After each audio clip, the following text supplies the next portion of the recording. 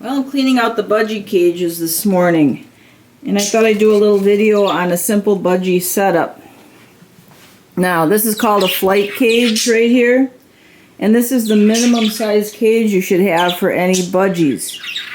Don't buy those tiny little square cages that the pet stores sell. They're terrible. You know, that should only be used as a cage for if you have to isolate a budgie who might be sick or something. But this is the minimum cage size, okay? Then you need some branches in here.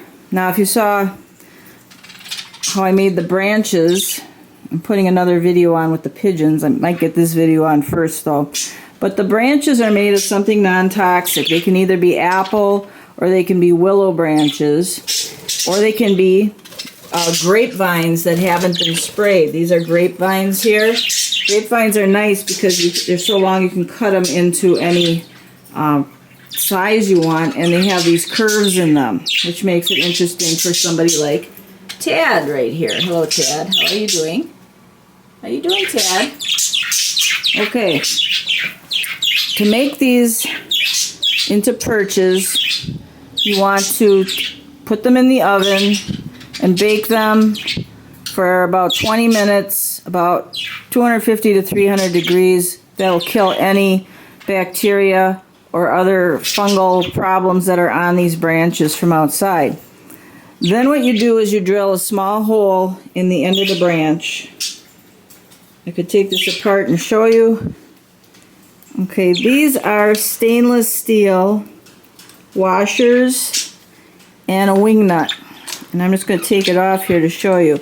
Now, the reason you use stainless steel only, and it is more expensive than using the galvanized zinc washers, it's because budgies and parrots, and budgies are parrots, are chewing birds. They chew and they lick on things. And that zinc coating, galvanized metal, is toxic. It can cause the death of your bird. So you want stainless steel washers. Okay, these are stainless steel. And what I've done is I drilled a hole in the end of the branch. And this is called a threaded rod. You can get them at the hardware store. It looks like a screw, sort of, or a bolt. I should say more like a bolt, but it doesn't have a head on it. It's just a piece of the threaded rod. And what you do is you put the threaded rod into the hole, get the hole the right size. Then one of these washers goes on. Try doing this with one hand here. I should get my tripod out. Holy moly! Okay, let me try this here. Let me just put down the camera for a second. The other washer goes on, so you're sandwiching this. You're sandwiching the bars of the cage in between these two washers. And then this also is a wing nut. Boy, I can't get the focus on it, can I? This is a wing nut that also is stainless steel. Okay, let me just shut the camera off and finish putting this on. Okay, there it is back on. Now, water cups. Buy stainless steel. Just get them on eBay or online, whatever. Don't mess with the plastic ones. Plastic can hold bacteria no matter how much you wash it. It's going to get yucky. So these are stainless steel. You know, it's like glass. You can sanitize it. You can clean it. Okay? So spend a little more and get the right stuff. Alright, so I have a clothespin here. And here's where I hang the calcium cuttlefish, cuttlebone. Okay, they've been chewing that up. The bottom of the cage is very simple. I just put down some newspaper, and we're going to shred it up so I clean this every day. Okay, now, how do you get your budgie to eat pellets? Now, if you have gone or watched bird videos or gone to an avian vet, they're going to say, your bird should be eating mostly pellets. Okay, this is Harrison's high potency, super fine. And I'm not promoting it because I'm not some paid sponsor of this, obviously.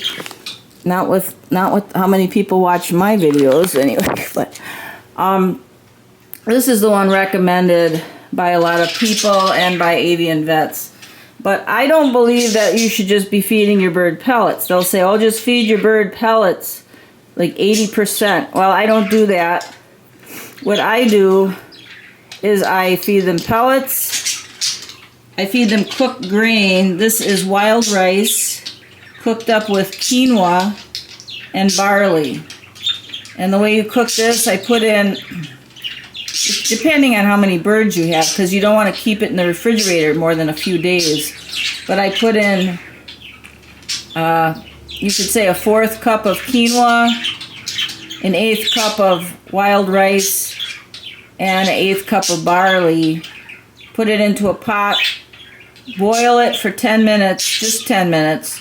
Strain it, cool it off with cold water running over it, and you can put it in a container in your refrigerator and store it for maybe 3 days.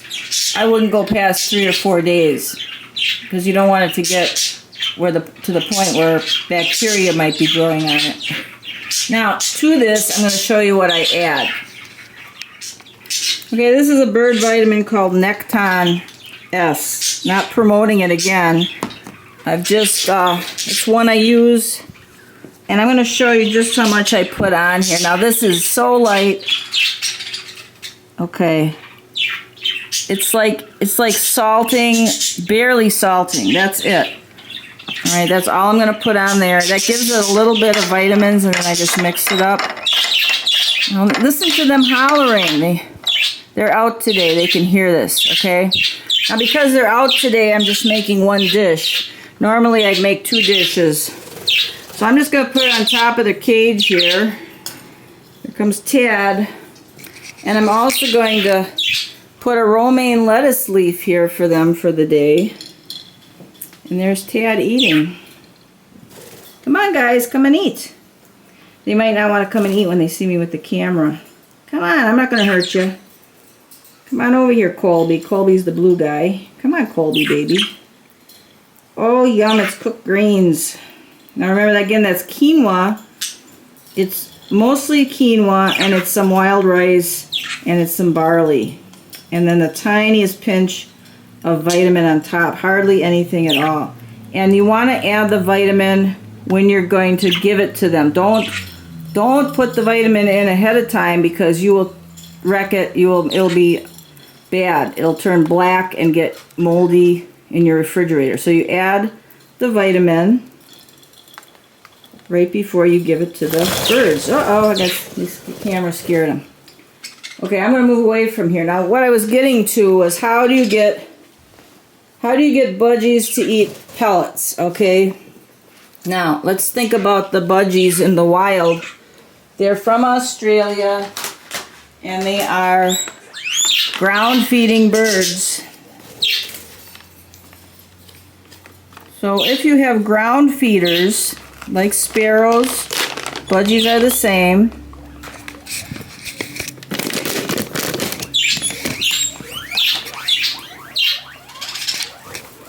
You want something on the ground of their cage, on the floor of their cage. So what I do, I have these are just Chinese takeout food containers. And I put a little bit of seeds in. Now, seeds are a budgie treat. This is not their main course, especially budgies that don't fly around much. It'll give them fatty liver disease to be eating, you know, the parakeet food, the seeds. So what you do is you make this their treats. Okay, they're going to have that in there. And then you sprinkle a tiny bit of pellets in with the seeds. Now, don't give them too many pellets. What you want to happen is they're going to go in there and they're going to get used to saying, hey, that's our treats down there. And they're going to look in there for seeds. And once they eat all the seeds up, they're going to go after the pellets and try the pellets and discover that they're edible too. And now for this, I put these right in the bottom of the cage, and you position them where there's no perches above them because you don't want them pooping into the food. And this last one here just kind of holds everything in place, and that one is under the branch, so that one doesn't get any food in it. Tad, you're my favorite. You're such a sweetie. Tad's nice to everybody. Colby is the Don Juan here. He's got all these girlfriends all the time. He's bothering the girls. Okay, and this cage as well. I'm going to put these pans, and the one on the end that's under the perch gets nothing. And this one in the middle can have something too. I can add a little bit in there. Okay, this is how you get the budgies to eat seeds. And you know what? It might not happen in a few days' time, but they will start eating the pellets if that's all that's in there. And if the pellets are mixed in with the shells from the seed that they've already eaten, they're going to come down and they're going to try those pellets. And the pellets are not their favorite thing, so remember that. But when it's all that's left to eat in the pans, that's what they're going to eat. Now, these guys get cooked grains mostly, I'd say about 4 or 5 times a week they get the cooked grains. They get the pellets 4 or 5 times a week. And on one day I just give them some seeds in the pan just for a treat, and they eat the seeds. They also get romaine lettuce or parsley a few times a week. Now you can either put it, and here they are, they all went in here. Let's take a look. See how they're pecking around in there? Well, those are the seeds that they're eating. You can come back and eat. Those are the seeds they're eating, but they're also going to finish off those pellets when all the seeds are gone. And here we have Colby eating. Okay, so they're in and out of their cages. The cages are left open all day long, so they can go in or out. But then you say, how do you get them back in the cages? Well, when it gets to be the afternoon, I close up the doors here. The doors get closed. Any food that's remaining gets put in the cage at the bottom. And what's going to happen is they're going to get pretty darn hungry. And then when I open the cage, they go in. Now these 4, I have 3 yellow guys here, and Tad. Tad's the green guy. We got Archie, Lola, and Gertie are the yellow ones. They go in right away, and I run up and slam the door shut. Now these guys in this cage over here are just brats. And the blue one, Colby, the male, he might go in, but we have Olive. Olive's a green female up there.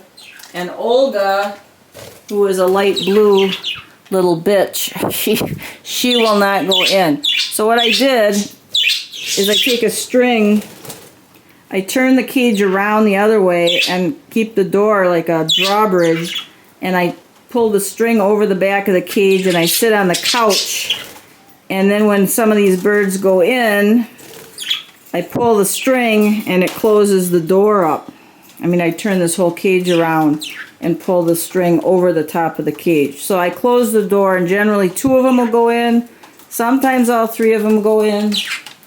But Olga, the little bitch, we call her the little bitch because she'll come up to these other guys here and she'll beg for food. And then one of these doofuses will regurgitate food and feed her through the bars. And then she's not hungry anymore. So then she'll not want to go in. Right, Olga? She's sitting over there on that spiral. So, yeah, you guys feed Olga, right? She begs and you feed her, and then she doesn't want to go in her own cage. So then when that happens, you have to wait till it gets dark. Somebody has to work the light switch, and you get get a piece of black cloth, or light kind of black cloth, just a 2-foot square piece of black cloth, and I pop it over her and grab her with the black cloth and put her in the cage.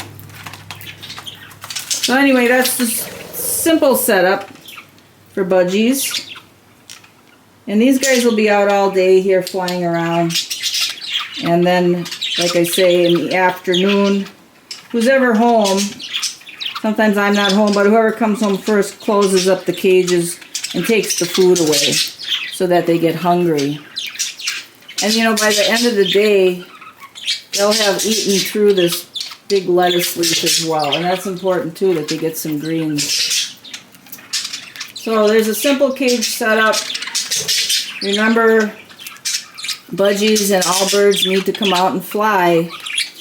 You know, you have to figure it out. Put them in a bedroom or something. Keep them away from outside doors, because that's how people lose their birds. Somebody walks in through a door and the budgie flies right out. Sometimes budgies will follow you when you're going through a doorway. So here we got these guys, and they're going to have a lot of fun today. So thanks for watching, and try the seed pans. Remember, just don't put any perches above the seed pans. It's a good way to feed your birds any dry food. Because like I say, they're ground feeders. In Australia in the wild, they feed on the ground more than they would feed anywhere in the trees. So if you have seed in little cups and things that are hanging, it's not normal or natural for them. Okay. We'll see you next time. Thanks for watching.